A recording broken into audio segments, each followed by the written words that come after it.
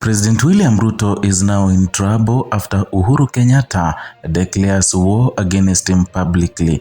Welcome to Kenya Lens Media, where we talk politics, give you news updates, and also ensure that you are abreast. Kindly consider subscribing to our YouTube channel if you are new here.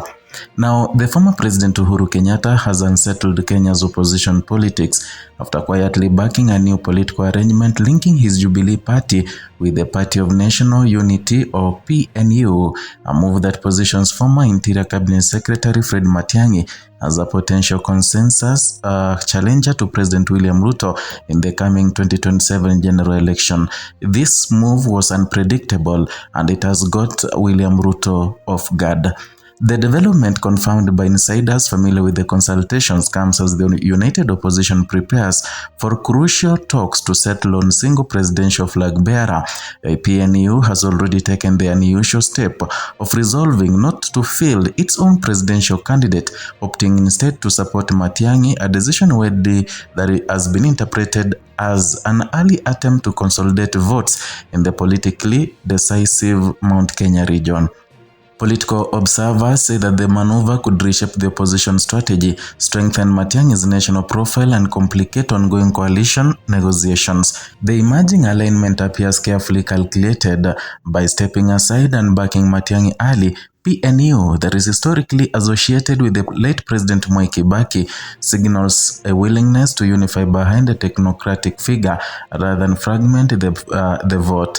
Sources within opposition circles indicated that Kenyatta, though not physically present at the key meetings, is believed to have sanctioned the direction taken by Jubilee allies. His behind-the-scenes influence remains significant, particularly in Mount Kenya, where his political networks retain weight despite his retirement from active electoral politics. Analysts also interpret the move as a preemptive effort to shape the opposition's eventual nominee before former coalition talks intensify. By building momentum around Matiang'i early, Jubilee-linked strategists may be attempting to present him as the most viable compromise candidate. At the heart of the new arrangement lies the Mount Kenya voting bloc, one of Kenya's most influential electoral regions. In past elections, the region has often voted as near a unified bloc, making it a decisive factor in presidential contests. The symbolic reunion of political formations associated with both Kibaki and Kenyatta is therefore significant. It suggests an effort to reclaim influence in a region currently leaning towards President Ruto's United Democratic Alliance, also present Matiang'i as the acceptable figure to central Kenya voters, prevent opposition fragmentation in a region where divided loyalties could benefit the incumbent. And although Matiang'i is not from the Mount Kenya region, strategists appear to believe that endorsement by parties historically rooted there could broaden his acceptability. However, the success of this approach remains uncertain. Since the 2022 election, President Ruto has invested heavily in grassroots mobilization across central Kenya, building networks that may prove difficult for the opposition to dismantle. The united opposition is expected to hold high-stakes retreat to determine its presidential strategy for the 2027. The main question remains whether the coalition can agree on a single candidate, a challenge that has historically plagued Kenyan opposition politics. The Uhuru PNU alignment raises the stakes for the meeting in several ways. First, it introduces Matiang'i as the more formally backed contender rather than merely an aspirant within Jubilee ranks. Second, it may force other opposition heavyweights to clarify their ambitions sooner than expected. And third, it creates the possibility of parallel power centers emerging within the opposition if consensus proves elusive. And some analysts also warn that early positioning, while strategic, could also trigger rivalry. For his part, Matiang'i has publicly maintained a cautious stance. The Jubilee presidential hopeful has insisted he will only accept the coalition's final decision if the selection process is credible, transparent, and inclusive. That position serves multiple political purposes.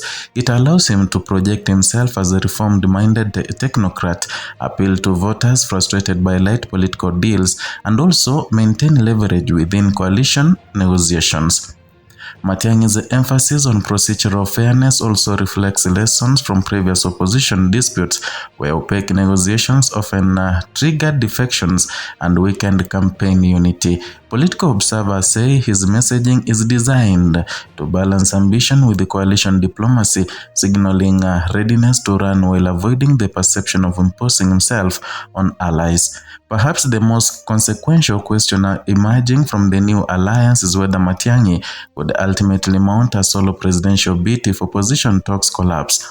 Analysts also say the current moves create that possibility without openly declaring, and several indicators support this interpretation. That is, PNU's early endorsement gives Matiang'i an independent political platform, and Jubilee structures remain intact and nationally distributed. Equally, Mount Kenya outreach appears to be underway ahead of the formal coalition decisions. And should the united opposition fail to agree on a single candidate, a scenario not uncommon in Kenya's political history, Matiang'i would be better positioned than most to run independently.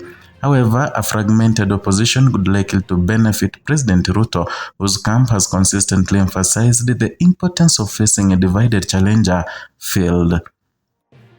Even outside formal office, Kenyatta continues to shape opposition politics in subtle ways. As Jubilee leader and former head of the state, he retains deep political networks, influence in parts of Mount Kenya, institutional memory from past coalition building. His perceived blessings of PNU alignment signals that he remains invested in the opposition 2022 strategy. Yet Kenyatta also faces constraints. His political influence in central Kenya has faced erosion, and since the 2022 transition, and some local leaders have shifted loyalty towards Ruto's camp. Whether the former president can still deliver significant regional support remains an open question that will likely define the success or failure of the emerging strategy. Kenya's electoral history offers cautionary lessons for opposition coalitions, and in multiple past elections, opposition unity or lack of it has often determined outcome more than individual candidate popularity. Fragmented opposition bids have repeatedly allowed incumbents to prevail with pluralities rather than outright majority dominance across regions. The current maneuvering suggests opposition strategies are keenly aware of this pattern. By beginning alignments talks early, nearly 2 years before the 2027 vote, political actors appear to be trying to avoid last-minute coalition bargaining that has previously produced unstable alliances. Still, early moves do not guarantee eventual unity. Kenya's political coalitions have historically remained fluid until very late in the electoral cycle. Several developments will likely determine whether the Uhuru PNU strategy succeeds. The outcome of the united opposition retreat will be critical. A consensus candidate would strengthen the opposition, prolonged disagreements would weaken it, and Mount Kenya political realignment will also be closely monitored. And if grassroots sentiment in the region shifts, the current strategy could regain momentum, and if not, it may remain largely symbolic. Finally, President Ruto's response, both politically and developmentally, could reshape the competitive landscape before campaigns formally begin. The quiet alignment between Kenyatta's Jubilee orbit and PNU marks an early but potentially consequential phase in Kenya's 2027 election cycle. At stake is not only the opposition ability to mount credible challenge to President William Ruto, but also the broader question of whether Kenya's opposition politics can overcome its long-standing fragmentation problem. And if the strategy succeeds, then it means Matiang'i could emerge as a unifying technocratic candidate with a cross-regional backing. And if it fails, then the opposition risks repeating a familiar pattern of divided bids that historically favor incumbents. With more than a year before formal campaign season intensifies, the battle lines are already forming, and the race for the Kenya's most powerful office is quietly entering a decisive new phase. That is all for today from Kenya Lens Media. Kindly, if you're new here, consider subscribing as a way of supporting us and also helping this platform grow.